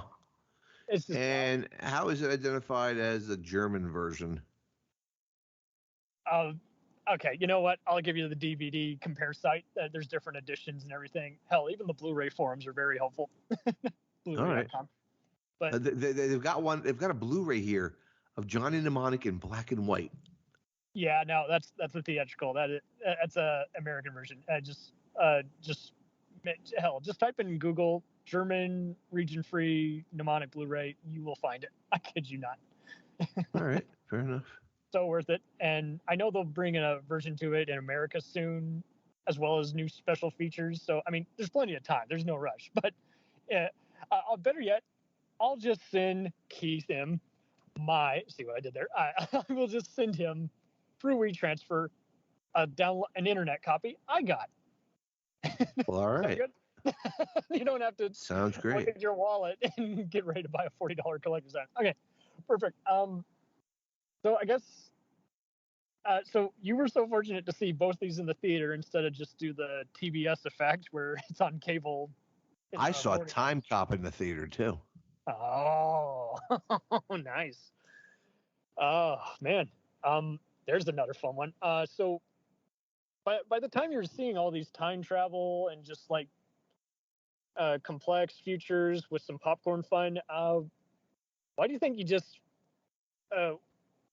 why do you think Demolition Man clicked with so many after all these years? Like, they're always finding a new amusing quote about it. Because in the future, all restaurants are Taco Bell. You're right. So everyone's constipated. I don't know about that, but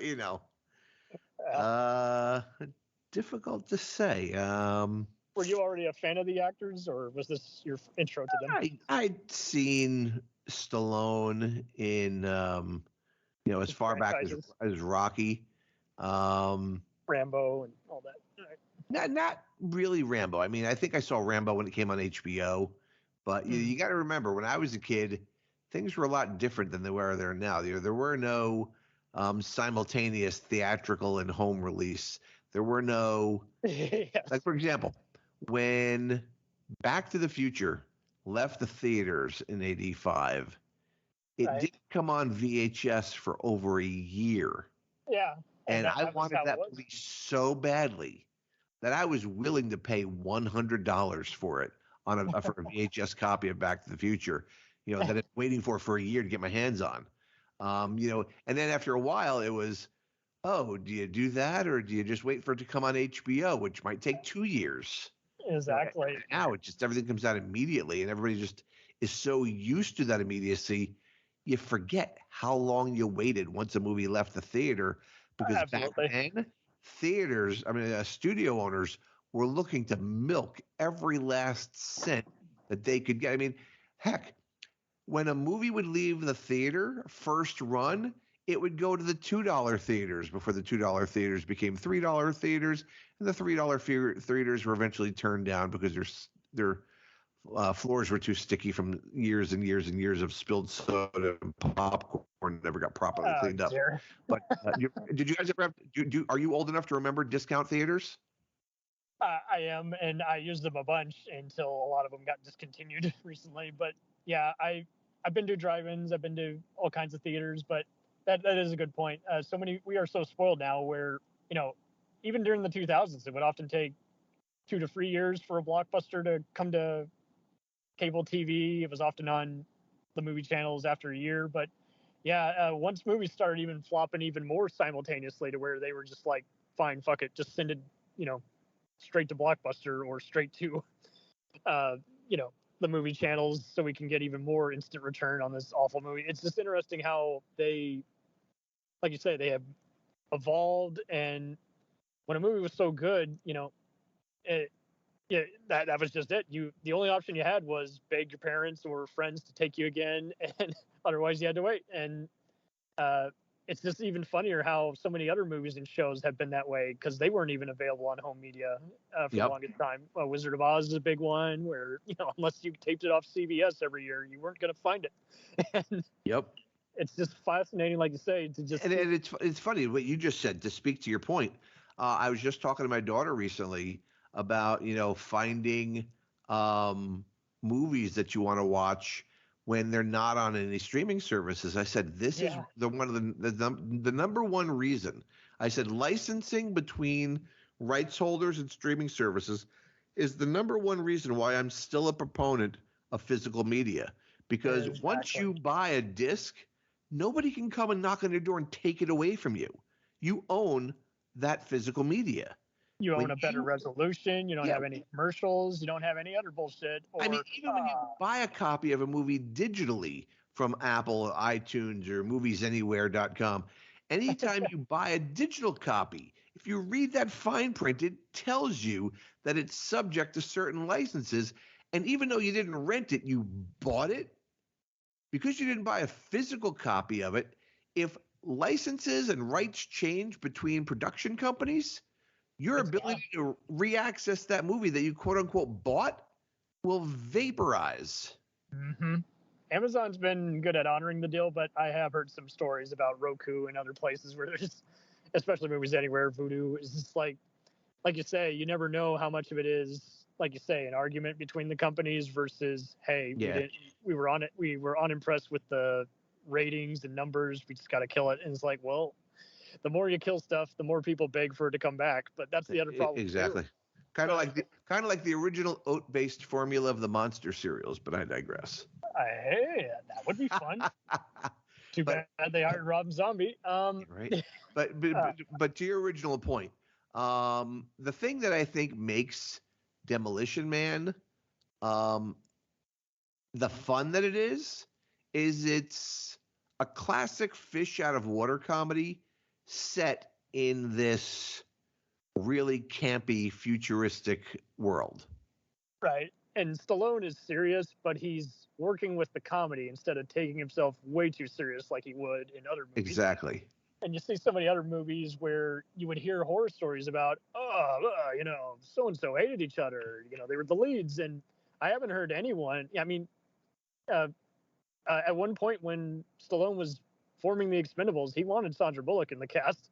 Yeah. Instead he got sniped for part 3. But that says a lot when she was, in just starting up. She's in then she's a star a year later in Speed, and at this point she's just done some indies with like River Phoenix and company, and it's just like that's intriguing to just see again just the evolution of all these actors and how this is still one of their top 10 movies. Like it's a crowd pleaser, and critics are again just totally grumpy about it. It's just like, my God, how cynical can you be over popcorn? Right? Well, it's funny. It reminds me of.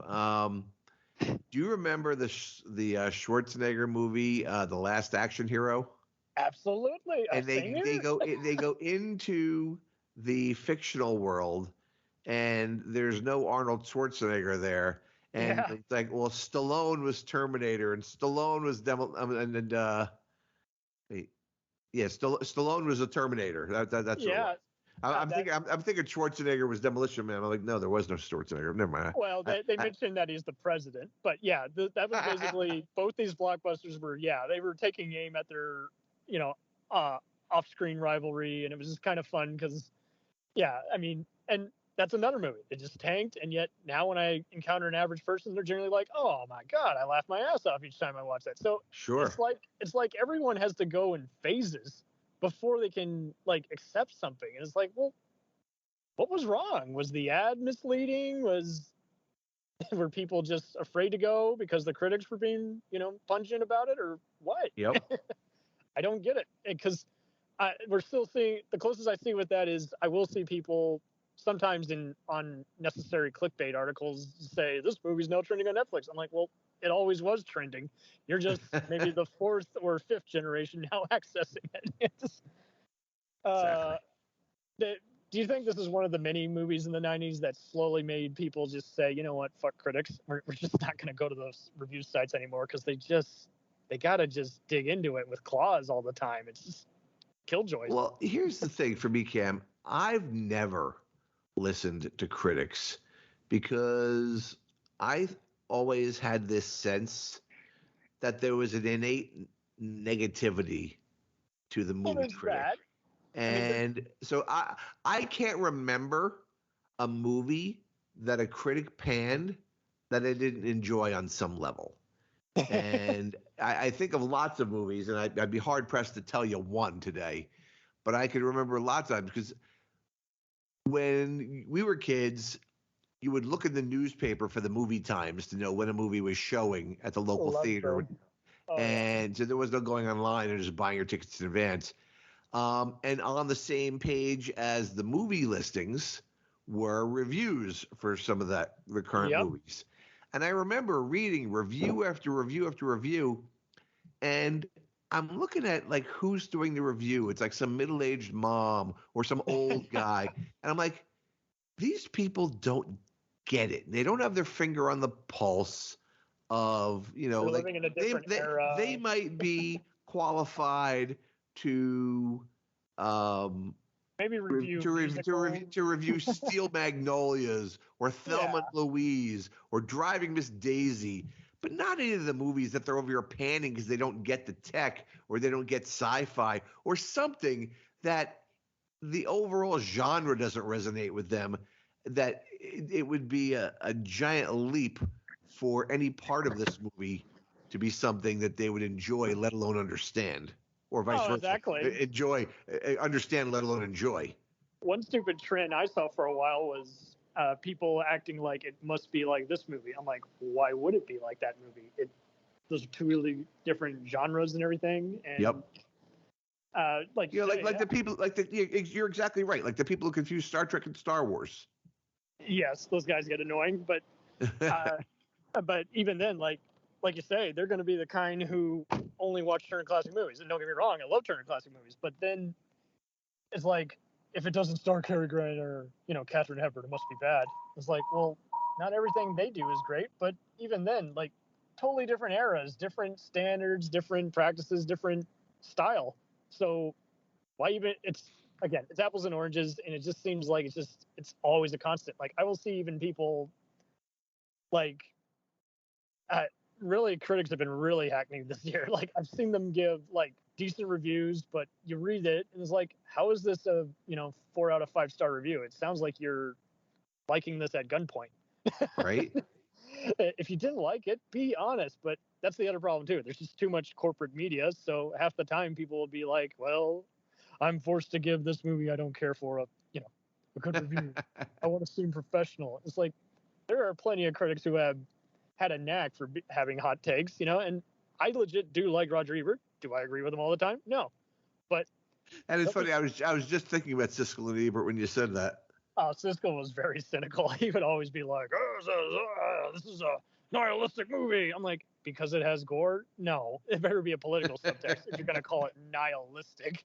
And it's just interesting how it's like half the time people are, I get that it's hard to write a review, let alone be constructive, but when, it doesn't take much to just spend an hour, get your thoughts in order, and write it down, and then just say, okay, does that make any sense to anyone, or am I just being just a grump? Right. Half the time, I feel like they just would type it up at the last minute and just send in the letter, and that's what got printed. It's like, oh, dude. My grandmother and I would read the same reviews as well as other pop culture news articles, and we would talk about our findings, what we liked about the reporting or what have you, and then we'd joke about the typos. Nice. That's a lost art now. Now I will see typos galore to where it's like, oh my God, journalism is fucking dead. Nice.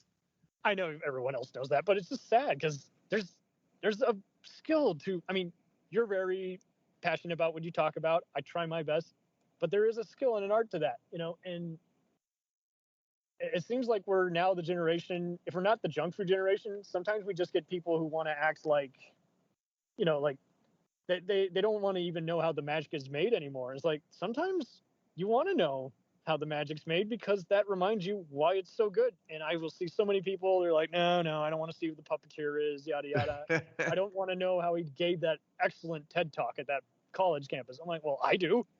Because any of us could do that if we followed their lead. Right. Instead of just being, I'm a loser, I just bitch. Nice. In my favorite character in Demolition Man? Yeah. Oh, it's got to be Stallone. John Spartan. John Spartan, you've been fined. Wesley Snipes does a great job, but he wasn't angry enough for somebody that angry. Really? He was more comedic about being angry. Well, that was kind of the point. He's a funny villain who does violent things, but right. Let's put it this way. For as badly reviewed as FREEJACK was, and as much as I love FREEJACK, it doesn't have the same level of rewatchability that I could watch FREEJACK every few years and be content with that. Right. But Demolition Man is one of those movies where every party has it. If you've seen it, 24 times since 1993 when it came out, it's now one of those movies where no matter what part of the movie it's in, if you flip on the channel and it's on, you could just watch it. Absolutely, you can soak right into it. I was already familiar with Snipes. I backtrack. I had seen his other gangster movies as well as comedies like Dwang Fu as well as Blade. But yeah, this is my favorite villain role by him because he's just having fun teasing Stallone, and he's like a punk who somehow worked his way up the chain and became a warlord and in a crappy future. And did you like how they used the guy playing the police chief is the same police chief from other Joel Silver productions like the Lethal Weapon franchise? I didn't know that because I don't watch a lot of his other productions. I noticed that he was also the guy who played Captain Ben Maxwell in one of the Star Trek The Next Generation episodes. I believe it was called The Wounded. I think so. It's definitely a later episode. Although in that episode he had hair. Yeah, here he is really trimmed it back a bunch and has a giant hat on. And it's so wild how he literally just steals the same crooked politicians and other tyrants' idea. They're like, okay, we're going to take a criminal from the past so we can have our own, crime fighting agenda. And he literally does the same thing. He's just like, well, I guess I'm going to take the best cop who got arrested and, sent to isolation. I'll have him fight this old problem. I just have one question, Cam. What's that? What do you do with the 3 seashells? Stallone actually explained that on a recent Instagram post. Stop. He did not. Yes, he fucking did. What did he say? It's for wiping your ass. And what happens if you need more than 3? Well, see, that's where it would have fallen apart. It's like when you tell a joke the wrong way. It's like, okay, you bastardized. So, oh, man. Yeah, I shared it with other people, and they're like, what the fuck? I'm so glad I was left to my imagination. Right? That's hilarious. It is wild. I haven't seen many of the other actors talk about this movie, but I've never seen him bash it. I mean, Benjamin Bratt's in this, for God's sakes. He would reunite with Bullock and Miss Congeniality. That's true, yeah. He was young in that movie. Yeah. Did you like his shit-eating grin? He's just like, I like this dude. I don't know why. I'm supposed to babysit him and make sure he doesn't, blow shit up. It's kind of cool. He's breaking the rules. He's giving my boss shit. Oh my God, I've never seen that. Actually, I'd like to amend my earlier answer. My favorite character in Demolition Man was the girl who FaceTimed him thinking she was calling her boyfriend. Oh shit, yeah. Right. It's predicted iPads but also, yeah, FaceTime.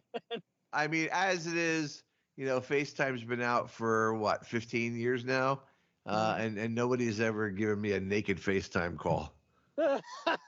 That was a wrong number. Wait, what? Oh, totally. It was an absolute wrong number. Oh man, what's your favorite line? Also, I always quote, "You're on TV." When they're fighting each other and he slams them into the TV. Oh, that movie is eminently quotable. I'm hard pressed to think of the final line he says when he fights him at the end. I think he says something that's silly, cringy, but just fun, like ice gag or something. He says something regarding the fact that he's just been frozen and shattered. Does the yell freeze or something? Yeah. He freezes Simon, and he just says like something wacky, like stay frozen. Oh, you know what it is? Yeah, I don't know that one off the top of my head. Hold on, I'm going to look it up while we're talking. I'm just going to look it up. We've got the power of the internet while we're podcasting. Who would have known? Who would have known? Man. But to follow your points, I really am surprised at how well these movies turned out, considering the fact that either the cast or crew was dissatisfied with them or that there was studio interference. To still make a watchable product that people like is something. Because I see so many other movies that, because there was so much interference, it's just, you can't even call it a movie nowadays. There's some movies coming out now where they've hired people from like honest trailers to do the editing. I'm like, those guys are comedians, not actual movie editors. What the fuck? I don't get why everyone wants to take shortcuts, even with this AI debate we got now. It's like, oh, please. Right? I don't know the quote about when he freezes him. I think it's just something like, oh, freeze or something. Yeah. But my favorite quote, because it's the quote that I have used my entire life, because there's not many times you want to tell people to calm down or to relax, because usually that's the kind of thing that offends somebody and they don't relax and they don't calm down. Yes. So every once in a while I'll say to my wife, I'll be like, enhance your calm, John Spartan. And then we just laugh. Because she knows instantly what you're referencing. Yep. Enhance your calm, John Spartan. Well, and that's so true, because when you tell the average person nowadays, calm down, they think instantly, oh, you don't trust me. You think I'm being a prima donna. And they lose their shit. They lose their cool. And in this case, yeah, it's a double entendre. It's like, yeah, we're making fun of, he was frozen for how many years? It was like, what, 20 years? 40 years? I don't know. It doesn't matter. He was frozen. It was super technology. So. Oh, okay. Yeah, it was. He said, first he says, "Is it cold in here or is it just me?" And then he knocks his head off. He goes, "Heads up." That's the one. I had to look it up. That is awesome. Now, so there's about 20 quotes in this awesome movie. Oh, there's more than that. Send a maniac to catch one. Oh man, even the police station scenes have some amusing just moments too. And for an R-rated movie, it's really not all that violent compared to other ones where you're just like, okay, I could do without the carnage and all this. It's somehow they edited enough. It was able to be a crowd pleaser without being too much for its own good. Oh wait, I got a couple for you now. That's coming back to me. Looks like there's a new shepherd in town. That's Sheriff. And then what was the other one? You really licked his ass. Kicked his ass. Yeah, I remember that. And that's where the movie really goes bonkers fun when Sandra's taking the temptation. He's like, oh, we can curse because I'm supervising this, no holds barred rule breaking cop. I'll take it. And she's using all the wrong insults to where it's even funnier and nastier. John Spartan, you've been fined 1 credit for violation of the verbal morality statutes. Yes, and oh my God, and make sure to never watch this on TV. The TV edits are unbearable. Oh yeah, what is it like? Say words that aren't even curse words. Forget you, Mr. Falcon. Yeah, it's just as bad as the Die Hard 2, where you're like, that's not even a curse word. Can you at least replace it with something tamer like shit or something that makes sense instead of going, oh, it's an F word, we gotta have it be frack, which isn't even a real curse word unless you're in Battlestar Galactica territory. But yeah, they would use other stuff. Like, I think they said darn. I'm like, just use damn. No one's offended by damn. Right. No one's in her, use Heck, hell. fire, and tarnation. Yeah. Ticket of 500. How much did they have to pay for each fee, for each cursing? I don't know. What was 1 credit for violation of the verbal morality statute? I'll take it. It's probably a 20 or 40 or some shit. Either way, I mean, it's pretty much going to only the homeless guys they're picking on. So it makes me wonder if they've ever had to, kind of like Star Trek or any other Navy ship. What happens if a cop's having a bad day and they accidentally go, oh shit, I spilled my coffee? Do they just have to be suspended for a day or something? Well, I don't think they had cops in the future anymore that did anything other than wear a uniform and walk around. Remember how bored the cops of San Angeles were? Yeah. And Sandra Bullock just couldn't wait for something to happen.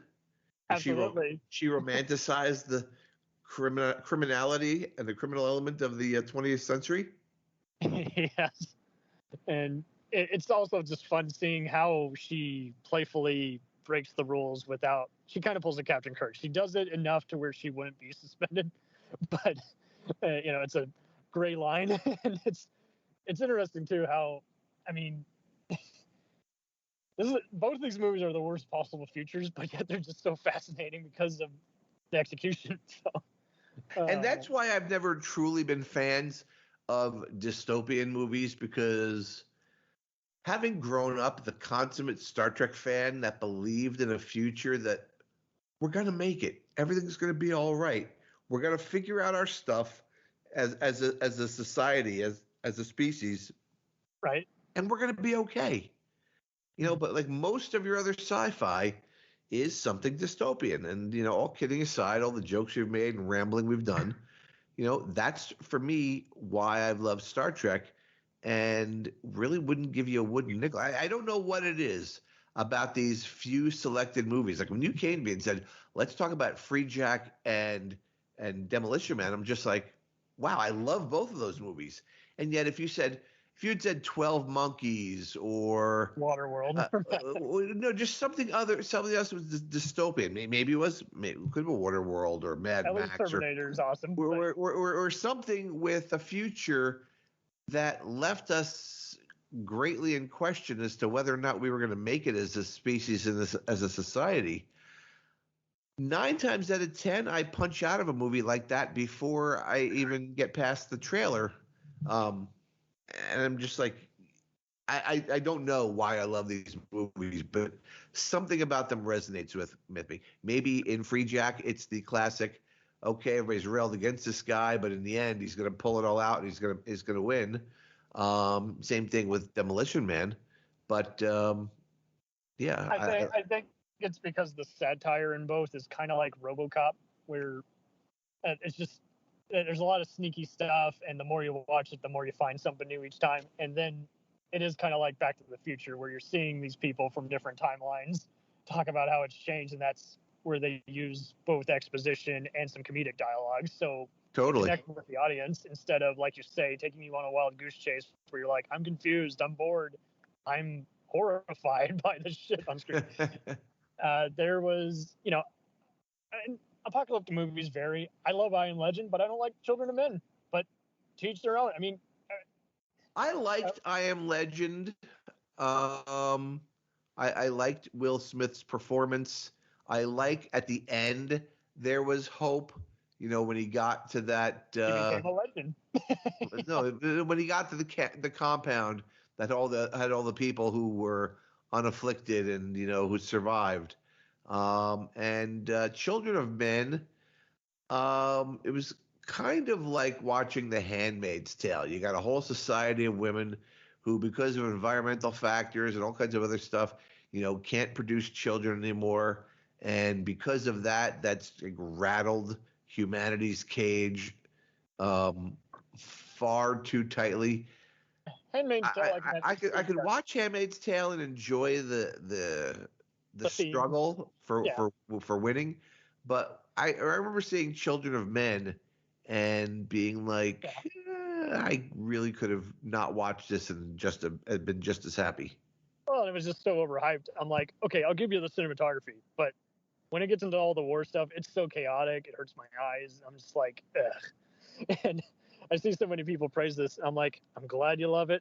I will never watch this again. I've done it twice. Children of Men didn't hurt my eyes as much as Cloverfield did. Well, see, that was brutal. Everyone varies on shaky cam. I'm okay with Bourne Identity. And James Bond.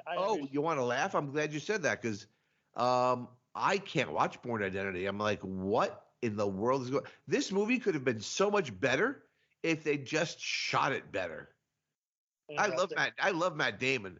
I think the Bourne movies could have been phenomenal if it hadn't been for the way they filmed some of those action sequences. Well, they only have shaky in like movies 2 for 3 and 5, but the first one you should be able to see. Okay. Oh, okay. I have to go back and view them again next time it comes on HBO or something. But it varies. I mean, and the fact that there's just too much new stuff I want to watch. I don't even have time to watch old stuff that was questionable the first time. Alrighty. And Keith, where can we find you on social media? You can find me a couple of places. If you are looking for something Star Trek related, you can listen to the Treksperts Roundtable podcast on Apple Music, Amazon Prime, Amazon Music, Anchor, Apple Podcasts is what I meant to say, Stitcher, Spotify, and wherever fine podcasts are served, as well as finding us, the Treksperts Roundtable on Facebook. A little more prevalent this year for our sci-fi fans who are also fans of breakfast cereal. I am the host of the Just Pour the Milk podcast. Never missed an episode. I'm glad you enjoy that. So they can subscribe and follow Just Pour the Milk on Apple Podcasts, Google Podcasts, Stitcher, Spotify, all those fun places. Any guests you want to promote? Not just yet, but you also might want to follow us both on Facebook and Instagram because the serial audience tends to skew a little younger. So we put out a few more posts on Instagram under Just Pour the Milk. Gotcha. Yeah. Hopefully social media keeps sticking it out. And because I see so many other people, they'll do the whole, how do I find a podcast? I'm like, literally type it in. Go even by title description. You'll find a cool guest or something. Yep, so many people, totally. It's like they want to go by the title, and it's kind of like when you want a recommendation. Everyone wants to have a copy in their hand or a Netflix link. It's like, if you care about it this much, you will go and seek it out. Absolutely. Stop asking permission for me to give it to you. Nice. If you want it, take it. Good. Yes, everyone check them out. You'll get some fun tells, especially with mini track cast members who have, played numerous ones, various notable characters, and they're just natural storytellers, and I gotta applaud you and Track Untold for just really just saying, hey, when you take the suit off and everything, why does everyone resonate with you and love you as a person? Right. And everyone's afraid to do that. They want to just ask loaded questions. What will you do on the next episode? You're not allowed to spoil. I'm like, well, you literally just shut. You'll find out. Yeah. Oh man. All right. Good stuff. Awesome. Good stuff.